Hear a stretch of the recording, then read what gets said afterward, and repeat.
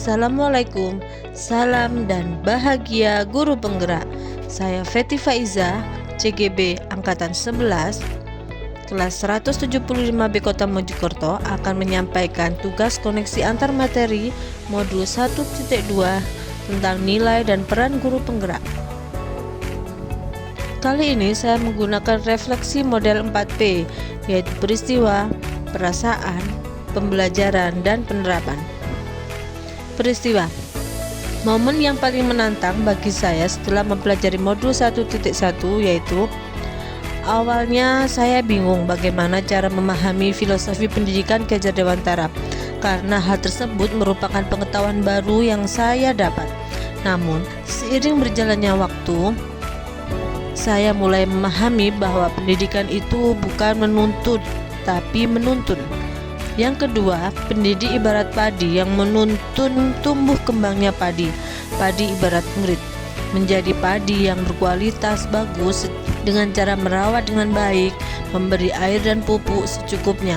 Pupuk diibaratkan pendidikan.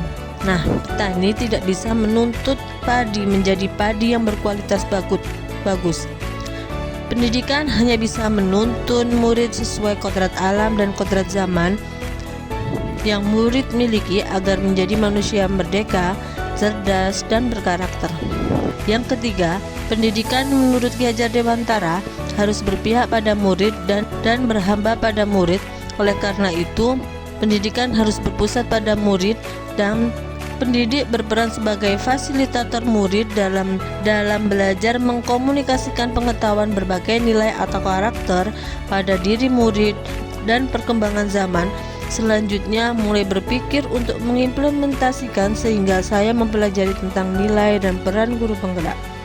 Modul 1.1 dengan modul 1.2 menurut saya sangat berkaitan karena untuk mewujudkan filosofis pendidikan Ki Hajar Dewantara merupakan pendidikan yang berpihak pada murid, pendidikan menuntun dan berhamba pada murid, maka guru penggerak harus mempunyai nilai-nilai guru penggerak yaitu berpihak pada murid, reflektif, mandiri, kolaboratif, inovatif, serta peran guru penggerak yaitu menjadi pemimpin pembelajaran, menjadi coach bagi guru lain, mewujudkan kepemimpinan pada murid, mendorong kolaborasi, serta menggerakkan komunitas praktisi. Perasaan.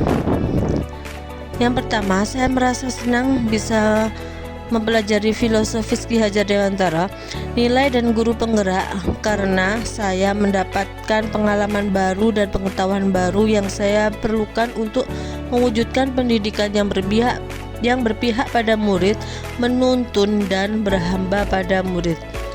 Alasan yang kedua yaitu saat mempelajari modul ini dan mulai memahaminya, saya merasa sangat mendapatkan pencerahan atas kegalauan yang ada pada benak saya terhadap peran apa yang saya lakukan nanti jika saya menjadi guru penggerak. Pembelajaran.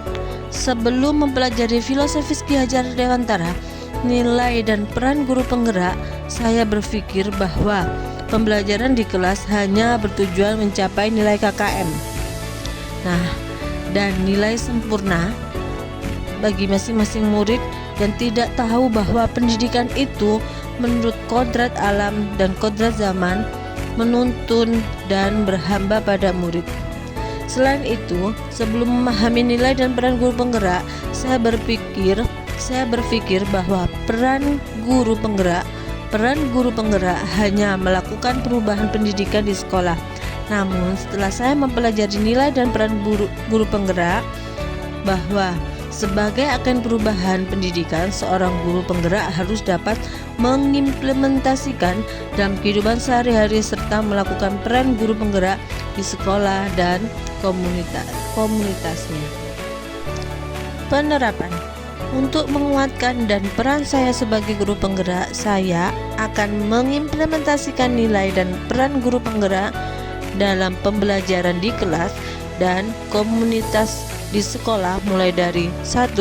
Membuat kesepakatan kelas dengan murid sebelum memulai pembelajaran. Yang kedua, menuntun murid mengembangkan bakat dan minatnya.